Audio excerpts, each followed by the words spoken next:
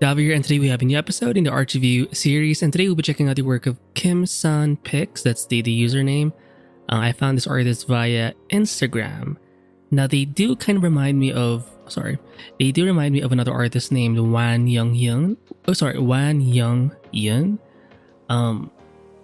Which is cool because if you check out this specific artist, they had like a style change. I'm gonna be focusing more on their recent work only because it's like my favorite out of all of their like styles. But if you go further back, their style does change. But this style is a little more similar to Wan Yang Yun or who else? Aruana something. It's basically like the face is kind of cute, kind of chubby. Well, not chubby, but just more rounded, more spherical, blocky, right? But cute. And then it's rendered in this, like, there's a sense of realism. Even if it's stylized, it feels kind of realistic because of the way it's being rendered. I'm not sure if they're like an official artist or something, because I saw in their like tag, or not tag, but their description, like class, like it's in Korean, I believe, but it said class or something, so maybe they are some kind of student. But regardless, I do enjoy their work. So I do expect more to come from their page, right? The anatomy is stylized, exaggerated. Obviously, the face, the head. Here it's mostly a line drawing, right? Everything else underneath is just flats. But I like how the shot here is kind of skewed. It's really like, it's almost like a fish eye kind of perspective. Very dynamic. I do enjoy shots like these more, only because it's more dynamic, right? But imagine if you rendered this, right? It's gonna look extra cool. I like it. Hello.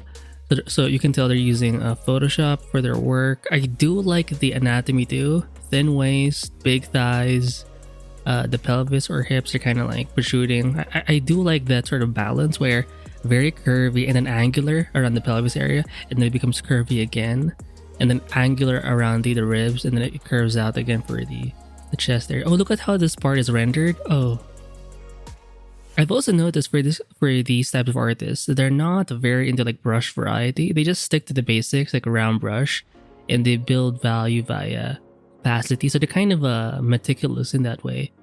It is in a way slower, but the results are undeniable. Right? Look at the face, very stylized, right? But the way it's rendered, it looks so 3D. It's almost like a 3D model sometimes. It's a very challenging thing to be able to animate like a face in this way, stylize it in this way, and then render it. Because this kind of style is more anime-esque, right? Like it's clearly influenced by that kind of thing. But if you can manage to render things despite the exaggerated style, but you render it in a realistic kind of way, it's impressive. And again, if you want to see videos of that kind of process, check out Wan Yang Yun. He posts often on YouTube, and his sessions can like last for an hour or 3 hours. It's pretty cool. I think I mentioned in the past that he does lives. He does not. I misremembered his content for someone else's, but he does post like long form videos a lot. He doesn't talk as much. It's just his process, but I think all of it is in like real time, so you will learn a lot in terms of how an art is gonna take, or how long something is gonna take, even in his level. So this kind of art, wow, let me just hard lucky. A lot of these characters are like beat up, like it's a cyberpunk-ish, the vibe anyway. Like it's, I was watching, or I'm currently watching this anime, No Guns Life. Amazing. I do enjoy it. I'm in season 2. I haven't finished it yet, but I think it's one of my favorite animes. I just like the vibe where it's sci-fi, kind of a dark themed, but it has some comedy in it. And before that, I rewatched Ergo Proxy. Dude, the vibes are insane. But again, you can tell even for this like piece here, the brushwork, it's a basic round brush. You can even see it in like some parts here. Pretty cool. Is that a peace sign? Right. Oh, interesting. There's kind of like a bold line. It's not that thick, but it's dark. It really helps like separate it from the background, because even the character and the arms here, there's a lot of like a white in it. If you don't have a border, that can kind of disappear. If you add enough shadows, negative space can help to suggest the edge. But I think for stuff like these, I do often see this stuff for like the Koreans, the South Koreans. You know, they have whenever they do their concept art, it's kind of rendered in the same way almost. I do know there's like a couple of schools, so they often teach like the same or like similar techniques, like that. But they're very heavy in like detailed work. Having at least one shot where it's like super rendered, kind of in this level. Brushwork again, just basic round brush or some kind of like, all it has is like opacity, but that's it on average. And they build up values kind of slowly that way. And it's pretty tight. Like the design is tight, the rendering is tight. I do think they start off with kind of a drawing. Let's go back kind of like this.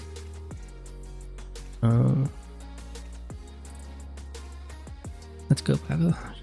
Kind of hot.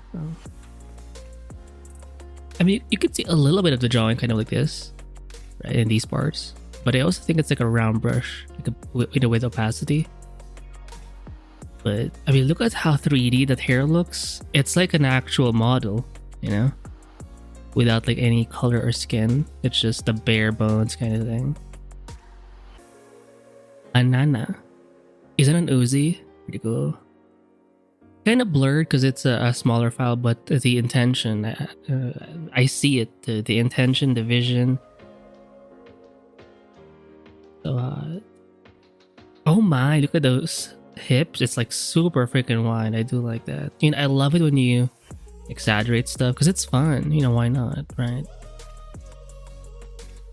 Again, with the shot, it's like a dynamic shot. The gun is coming at you. It's like a shotgun, I think. Looks like it. Born to kill. Wow. Oh, interesting. In this case, they do have like a flat color. So it's very opaque, and then they have like a shadow layer. It's like a cell shaded approach. So you can do that too. Oh, she's cute. What kind of gun? Is like an old school gun with a bayonet or something. Rico, is that Pepsi? I can't tell. Is that Italy or Mexico? I don't know. I suck with the flags, by the way.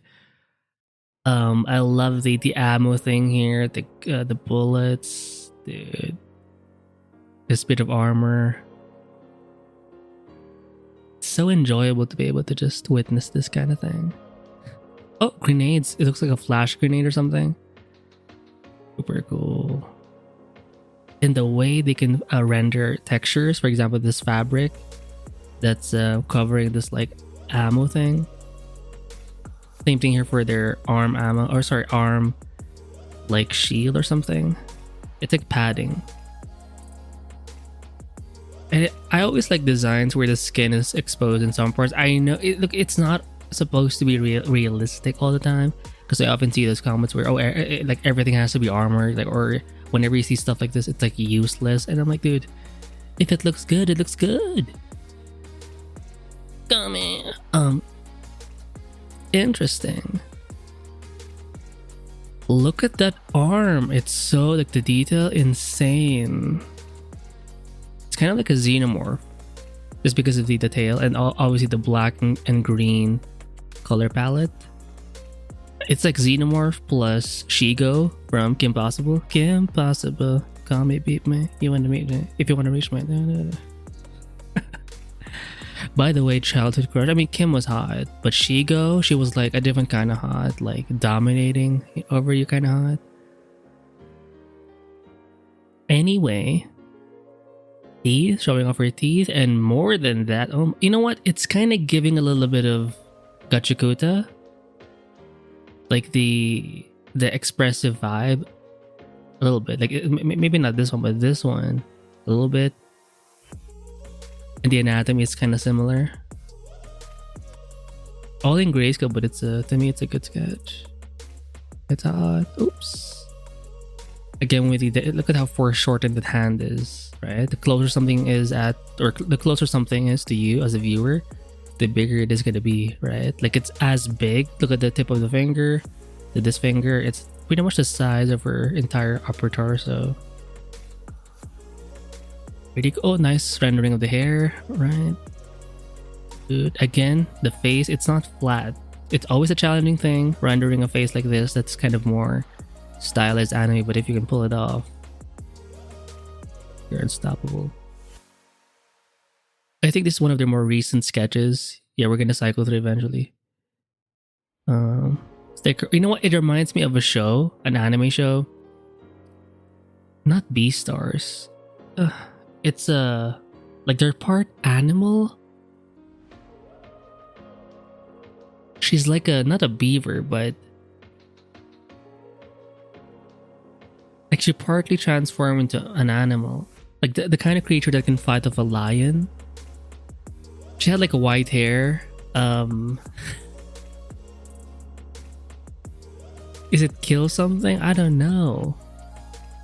But it was super fun. It's kind of, you know, out there, but I enjoyed it a lot.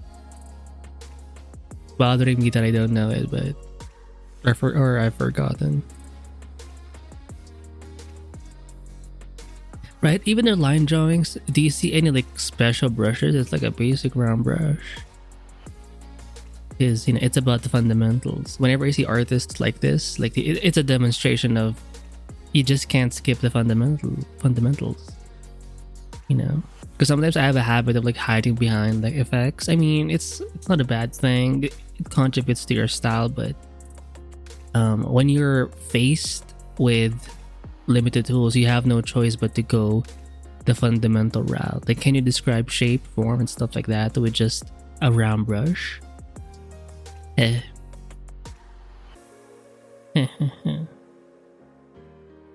love the fashion. It's so my type.